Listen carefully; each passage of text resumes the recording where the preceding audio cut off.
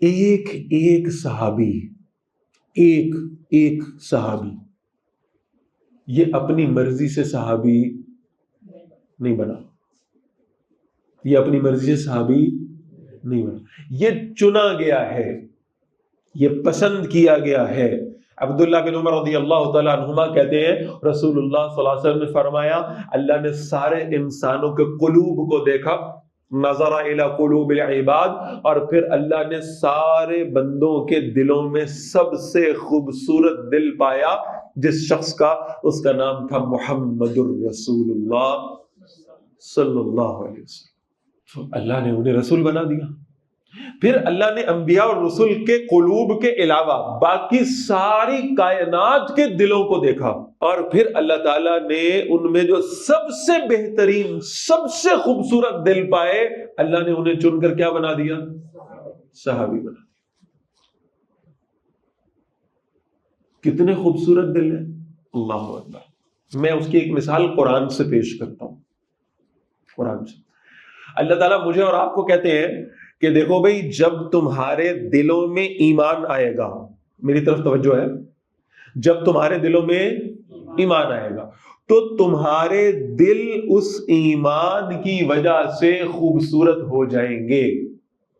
جملہ دوہرا لیں ذرا، میرے دل میں، آپ کے دل میں، امام بخاری کے دل میں، امام مسلم کے دل میں، امام ابو حنیفہ کے دل میں جب ایمان آئے گا تو کیا ہوگا؟ دل کیا ہو جائے گا؟ خوبصورت ہو جائے گا۔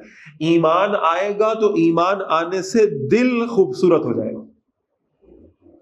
صحابہ کے بارے میں اللہ تعالیٰ فرماتے ہیں وَلَكِنَّ اللَّهَ حَبَّبَ إِلَيْكُمُ الْإِيمَانَ وَزَيَّنَهُ فِي قُلُوبِكُمْ، ہم نے ایمان کو تمہارے لیے محبوب بنا دیا، وَزَيَّنَهُ فِي قُلُوبِكُمْ، ہم نے تمہارے دلوں میں جب ایمان ڈالا نا تو تمہارے دل اتنے پاکیزہ تھے کہ ان کی وجہ سے ایمان خوبصورت ہو گیا ہے، ایمان خوبصورت ہو گیا۔ وَزَيَّنَهُ فِي قُلُوبِكُمْ،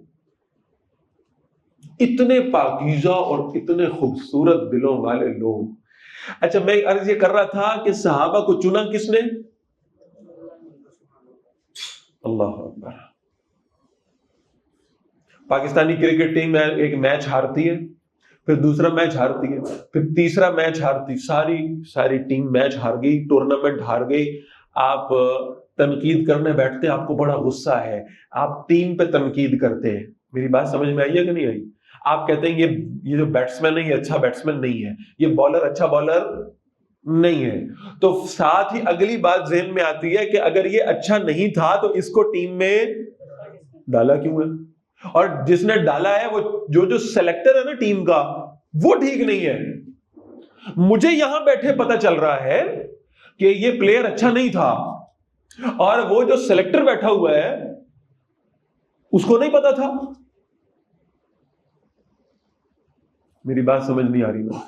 صحابہ کو رسول اللہ صلی اللہ علیہ وسلم کی ٹیم میں شامل کیا ہے اللہ نے، صحابہ کا چیف سلیکٹر اللہ تعالیٰ خود ہیں، اور جو صحابہ پہ تنقید کرتا ہے وہ اصل میں اللہ کی سلیکشن پہ تنقید کرتا ہے۔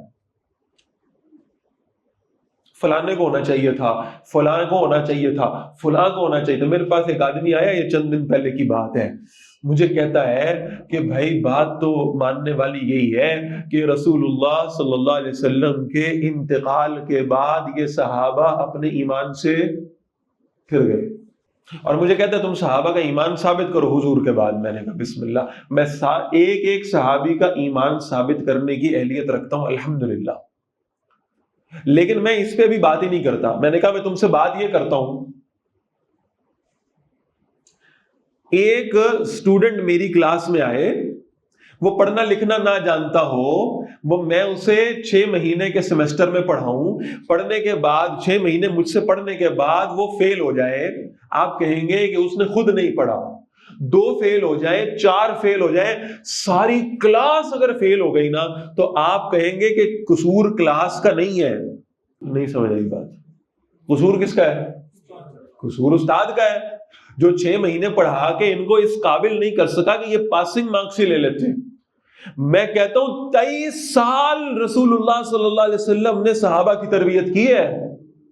کتنے سال؟ 23 سال.